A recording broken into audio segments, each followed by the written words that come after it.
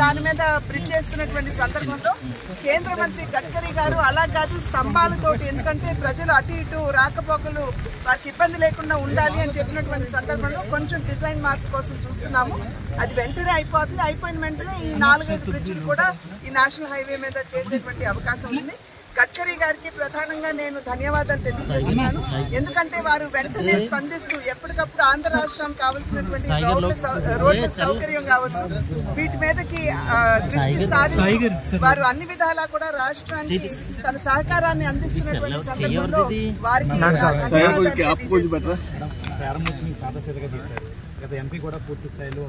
కాదండి, ఇది సాదాసీదా అని కాదు.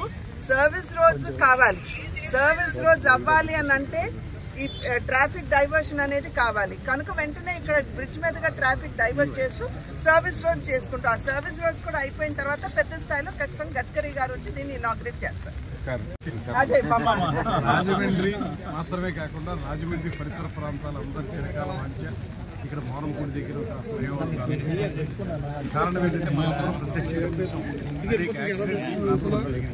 దానికి ఏ రకమైనటువంటి ఇబ్బంది లేకుండా కేంద్ర ప్రభుత్వం ముఖ్యంగా నరేంద్ర మోడీ గారి నాయకత్వంలో గడ్కరీ గారు, అదేవిధంగా మన లోకల్ ఎంపీ గారు శ్రీమతి పురంధేశ్వరి గారు, వీరందరి కృషి వల్ల, అదేవిధంగా స్థానిక నాయకులు విజయ్ చౌదరి గారు, మన మిత్రులు ఆదిరెడ్డి వాసు గారు అందరం కలిసి వాళ్ళు దీన్ని ప్రారంభించుకుంటున్నామంటే ఇది రహదారి మీద ఉండేటువంటి ఒత్తిడిని తగ్గించే విధంగా, ప్రమాదాలను నివారించే విధంగా ఈ కార్యక్రమాన్ని మనం ఏర్పాటు చేసుకోగలుగుతున్నాం. ఇది చాలా ఆనందకరమైనటువంటి విషయం.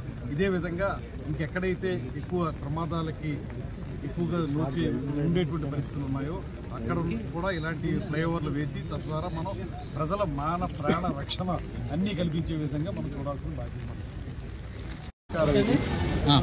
గతంలోనే మురళీమోహన్ గారు ఎంపీగా ఉన్నప్పుడే 14-19 మధ్యన శాంక్షన్ ప్రాజెక్టు మొత్తం కూడా గ్రామీణ దగ్గర నుంచి దివాన్ చెరువు దగ్గర 5 బ్రిడ్జిలు శాంక్షన్ అయినాయి. కానీ గత పాలకులు, వైఎస్ఆర్ పార్టీ పాలకులు ఎంపీ గారి యొక్క అసమర్థ విధానాల వల్ల మొత్తం క్యాన్సిల్ అయిపోయింది. మరలా ఇది కొత్తగా శాంక్షన్ చేసుకొని రావాల్సిన పరిస్థితి వచ్చిందంటే కారణం ఒక ఔటర్ రింగ్ రోడ్డు పంకతోటి దీన్ని ఆపేశారు. ఈ లోపల అనేక మంది మరణించారు. దీన్ని మేము కూడా డిమాండ్ చేయండి, దివాన్ చెరువు దగ్గర నుంచి మొత్తం కూడా సర్వీస్ రోడ్లు, పొట్టిలంక దాకా కూడా సర్వీస్ రోడ్లు బోత్ సైడ్. ఎందుకంటే నగరం అంతా విస్తృతంగా పెరుగుతోంది ఈ ప్రాంతంలో. ఇవాళ కొత్తగా ట్రాఫిక్ జామ్ జరుగుతోంది. అలాగే మోరంపూడి జంక్షన్ విగ్రహాలన్నీ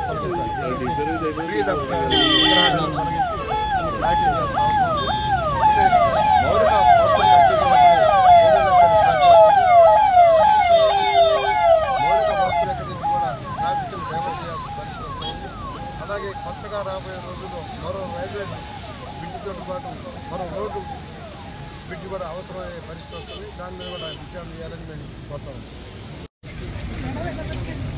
ఏదైతే ఈ యొక్క మౌలిక వసతులు, ఫ్లైఓవర్స్ కానీ రోడ్స్ కానీ ఏదైతే ఉన్నాయో అవన్నిటిని కూడా నిర్మించే బాధ్యత కేంద్ర ప్రభుత్వం, రాష్ట్ర ప్రభుత్వాల బాధ్యత.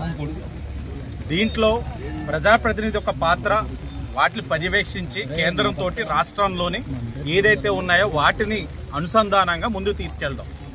ఒకటే చెప్తా ఉన్నాం రాజమండ్రి ప్రజలకి, ఈరోజు మారుపూడి ఫ్లైఓవర్ని ఓపెన్ చేసుకుంటా ఉన్నాం. ఏ విధంగా జరిగింది? గత 5 సంవత్సరాలు ఒక ఇటుకి పడిన, ఒక కాంక్రీట్ వర్క్ జరిగిన, ఒక పిల్లర్ పెట్టినా ఏ విధంగా జరిగింది?